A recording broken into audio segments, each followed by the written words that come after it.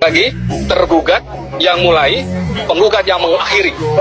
Apa dari akhir dari penggugat? Jokowi harus masuk penjara. Itu yang kita akhiri nanti.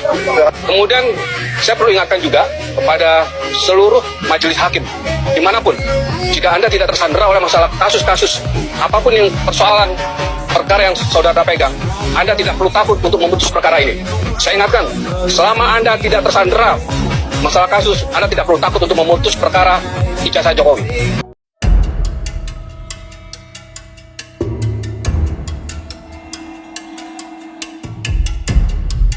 Pesan yang sangat tegas dan lugas, mantan Hakim Agung ad hoc ini akan mengawal jalannya persidangan Roy Suryo dan Dr. Tifa. Mantan Hakim Agung ini memberikan pesan khususnya kepada hakim yang mengadili perkara ini.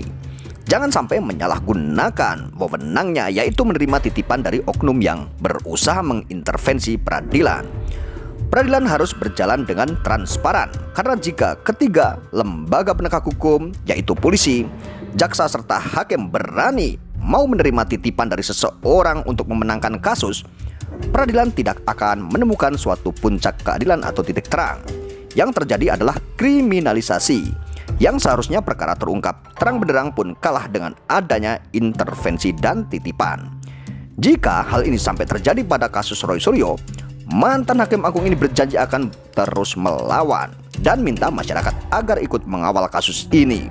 Mantan Hakim Agung juga minta agar hakim tidak takut untuk mengadili kasus ijazah Jokowi ini, agar masyarakat mendapatkan pembelajaran dan kepastian hukum yang benar.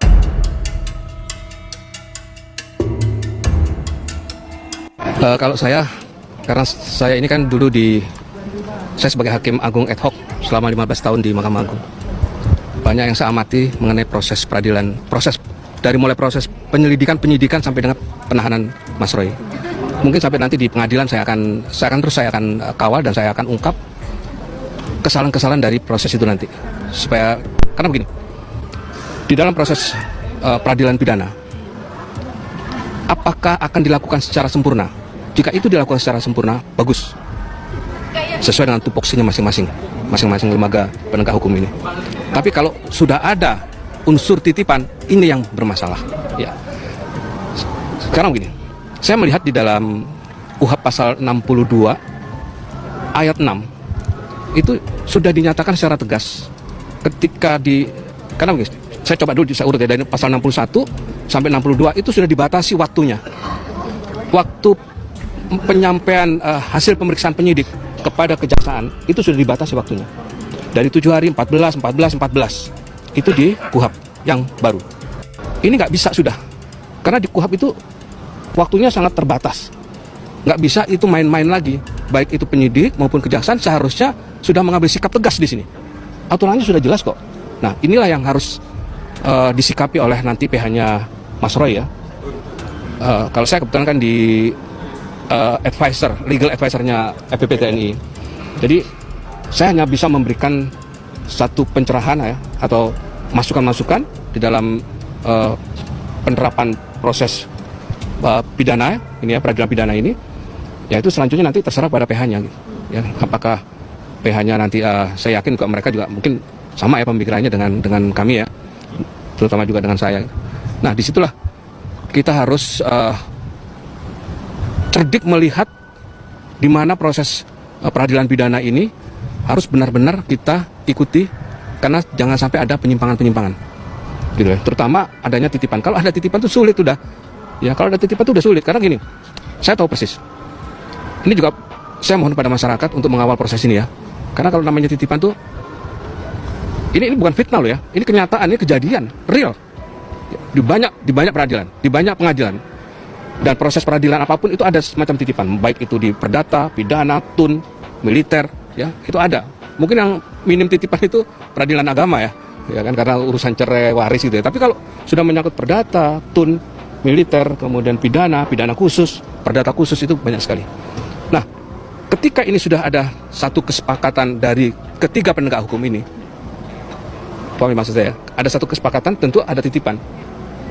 Proses peradilan tidak akan berjalan sesuai dengan yang diharapkan oleh masyarakat. Kalau dugaan dari Pak Dwi ini, titipan seperti apa yang diinginkan ke pihak peradilan?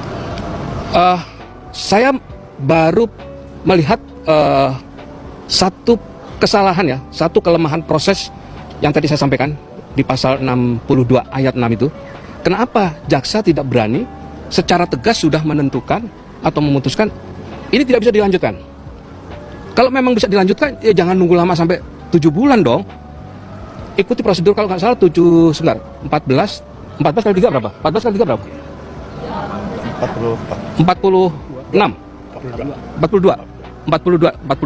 42 ditambah 7. Ya di 61 itu ada 7, 14. Berarti total berapa? Total 49. Mas Roy itu sudah lebih dari 49 hari kasusnya digantung. 7 bulan. Kenapa? Pertanyaannya kan gitu. Kenapa? Nah, inilah yang harus kita ungkap sebenarnya. Saya hanya satu minta kepada masyarakat Indonesia. Ini kasus ijazah palsu sudah dimulai sejak kasusnya Bambang Tri dan Gus Nur, ya. Kemudian berlanjut ke Mas Roy CS. Jadi saya mohon pada masyarakat untuk mengawal, terus mengikuti dan mengkritisi proses peradilan pidana yang akan berjalan. Tapi mudah-mudahan nggak berjalan ya prosesnya ya. Itu harapan kita ya. Ada penangguhan, bukan sekedar penangguhan, tapi kalau bisa ya jaksa berani memutuskan untuk tidak melanjutkan. Itu hak deponering daripada kejaksaan. Dan itu yang harus diambil oleh kejaksaan. Membela Roy Suryonya, tapi perlawanan terhadap ketidaktransparannya ijazah Pak Jokowi tidak transparan. Makanya kalau memang ingin mengklirkan nama baik Pak Jokowi seperti yang disampaikan oleh Bung Ade, keluarganya yang terluka, maka ya sudah, ayo buktikan, dijelaskan di depan publik, selesai, nggak perlu berkepanjangan. Mereka mengatakan seharusnya pakai KUHP yang lama, kan begitu. Tetapi secara faktual kami mendapatkan satu fakta yang sangat sangat menukik, bahwa mereka sendiri menggunakan KUHP yang baru dalam surat penangkapan dan penahanan. Saya bisa tunjukkan, ya. Nih. Jadi justru mereka, makanya kita menanggapinya menggunakan KUHP yang baru. Nih, surat perintah penahanan. Nih. Ya. Nih, pasal 1 angka 14, angka 33, pasal 5 ayat 2, huruf A, pasal 10, pasal 40, pasal 60, pasal 89, pasal 99, pasal 100, pasal 101, undang-undang dan seterusnya. Undang-undang nomor 20 tahun 2025 tentang Kitab Undang-Undang Hukum Acara Pidana. Kuah baru. Telak ya ini, ya kan? Dan kemudian ini dalam surat perintah penahanan. Dalam surat perintah penangkapan sama. Nih. Jadi angka 2 nanti bisa dilihat. Nih. Menggunakan pasal 1, ya kan? Nanti. Ya. Nih. Pasal 1 angka 14 dan seterusnya, pasal 94, pasal 95, 96, 97, Undang-Undang nomor 20 tahun 2025 tentang Kitab Undang-Undang Hukum Acara Pidana. Karena itulah kami kemudian menanggapi berdasarkan surat penahanan dan penangkapan yang mereka buat. Kalau kita mau berdebat tentang hukum transisinya, jangan hanya baca pasal transisi 361 huruf A, baca juga huruf D. Memang debatable. Nah, huruf D itu dengan jelas mengatakan bahwa kalau sudah dilimpahkan menggunakan undang-undang ini. Nah, sekarang pertanyaannya, mereka menggunakan 361 ayat 1 huruf A. Kita menggunakan dua hal, surat penangkapan mereka, surat penahanan mereka, dan pasal 361 huruf D. Mana yang lebih kuat? Masa kita menanggapi berdasarkan yang tidak mereka tulis? Jelas betul sudah ditunjukkan oleh Pak Refli bahwa dalam surat yang disebut surat penangkapan dan juga surat penahanannya adalah itu tertulis jelas pasal-pasal yang digunakan dalam KUHP yang baru. Jadi dan di situ tadi ketika saya pun juga kaget ketika menurut kok balik lagi ke KUHP yang lama, padahal itu jelas-jelas ya. Secara detail secara hukumnya tadi jelas-jelas. Dan besok pagi ya itu memang akan ada saksi yang juga kami hadirkan dan itu akan jelas akan membantah apa-apa yang tadi telah disampaikan. Termasuk mereka menghindar dari satu syarat yang sangat penting. Bukan hanya satpam.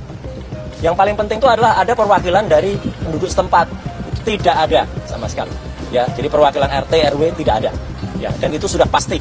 Dan saya sudah juga langsung menanyakan pada hari H, adakah surat yang ada ke sana dan kalaupun ternyata tiba-tiba ada, saya bisa pastikan 99,9% itu adalah palsu atau itu backdate.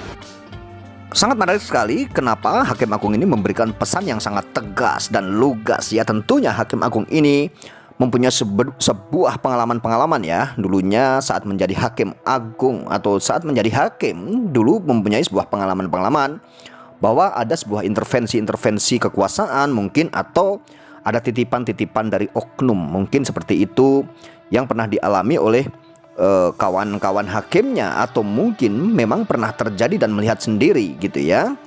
Akan tetapi hakim ini sangat luar biasa ya, mantan hakim agung ini, karena ingin mengawal kasus Roy Suryo ini hingga selesai dan sampai tuntas, dan jangan sampai adanya sebuah tekanan-tekanan atau jangan sampai ada sebuah titipan ya. Salah satunya mungkin ada oknum yang ingin memenangkan kasus, ingin kasusnya ini menang, akan tetapi dengan titipan-titipan mempengaruhi atau mengintervensi hakim, mengintervensi jaksa dan polisi. Jika memang ketiga lembaga tersebut atau ketiga institusi tersebut ya memang sudah bersatu, memang ada titipan, ini yang sangat bahaya sekali, tidak bisa dihindari. Yang menang pun pasti dikalahkan, yang kalah pasti dimenangkan, seperti itu ya, karena dengan adanya sebuah intervensi. Hal ini memang sudah tidak aneh lagi di negeri kita ini untuk peradilan atau untuk keadilan di negeri ini. Memang ya mungkin seperti itu gitu ya. Jika kita melihat hal-hal atau yang sudah beredar di media, itu ada yang beritanya seperti itu. Jadi hakim ini memang memberikan sebuah pesan-pesan khusus karena ini menyangkut bangsa dan menyangkut integritas juga ya, karena bangsa dan rakyat ini ingin tahu, mau yang pro atau yang kontra, tentunya semua ingin tahu sebenarnya ijazah Pak Jokowi ini asli atau palsu.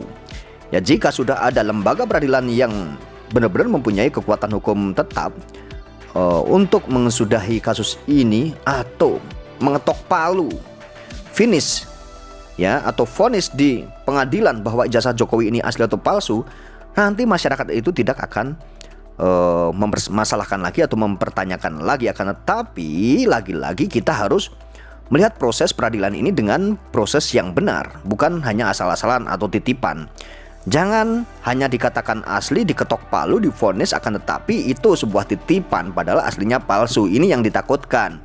Dan jangan dibilang palsu akan tetapi juga ada titipan. Sebaliknya seperti itu. Hakim harus transparan, harus ada pengujian atau ada laboratorium forensik yang benar-benar menguji di peradilan ini sehingga memutuskan dengan benar-benar bahwa ijazah Jokowi itu asli atau palsu ini terang benderang.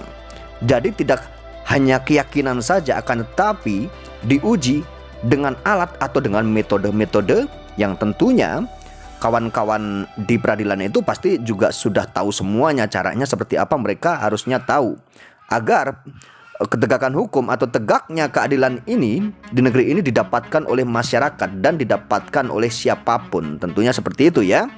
Jadi semua berhak mendapatkan sebuah keadilan atau mendapatkan kekuatan hukum atau kepastian hukum yang jelas seperti itu. Karena isu atau polemik ijazah Jokowi ini tidak akan ada selesai-selesainya jika lembaga peradilan pun tidak berani mengadili kasus ini atau tidak berani mengesudahi kasus ini. Mudah-mudahan hakim ini berani mengadili dan berani mengambil keputusan yang benar-benar transparan, independen, keputusan yang sangat tepat untuk memutuskan ijazah ini asli atau palsu, akan tetapi yaitu dengan cara yang transparan, terang benderang, bahwa kalau asli ya benar-benar dikatakan asli, kalau palsu ya benar-benar dikatakan palsu. Tidak ada sebuah intervensi atau manipulasi. Dari situlah masyarakat tetap menunggu jalannya persidangan Roy Suryo dan Dr. Tiva ini. Mudah-mudahan nanti di persidangan Roy Suryo dan Dr. Tiva ini membuat sebuah perkara atau membuat sebuah kasus ini jadi terbongkar, dan nantinya kasus ijazah ini akan menemukan sebuah titik terang asli atau palsunya ini. Kita masyarakat akan mendapatkan sebuah pencerahan dari kasus ini atau dari persidangan ini atau perkara ini. Mudah-mudahan hakim bisa benar-benar mengadili kasus ini dengan bijaksana dan transparan, tidak ada sebuah manipulasi, kriminalisasi atau tadi yang dikatakan ada titipan. Ini yang tidak boleh terjadi karena semuanya ingin mencari sebuah keadilan. Dari pihak tersangka pun ingin mencari sebuah keadilan. Dari pihak yang melapor atau pelapor pun juga sama, ingin mencari sebuah keadilan. Jadi di antara kedua belah pihak ini ingin mencari sebuah keadilan semuanya. Tidak ada salahnya jika hakim ini harus benar-benar mengedepankan moral, etika, dan mengedepankan hukum yang benar-benar berintegritas dan tidak pandang bulu, tidak tajam ke bawah, dan tidak tumpul ke atas. Apalagi soal intervensi, soal titipan itu mudah-mudahan dikesampingkan untuk masalah ini, karena ini adalah persoalan bangsa ya. Masalah ijazah ini menjadi isu dan polemik yang tentunya menyangkut bangsa dan masyarakat semuanya ini membicarakan kasus ini, bahkan kasus ini benar-benar ya diminati masyarakat luas. Kasus ini menyedot perhatian publik dan masyarakat mengkonsumsi. Itu pun masyarakat hampir banyak sekali yang tertarik pada kasus ini, dan banyak sekali masyarakat yang tentunya mengkonsumsi berita-berita kasus ijazah palsu ini. Tentunya agar semuanya mendapatkan sebuah keadilan, hakim harus transparan. Itu saja.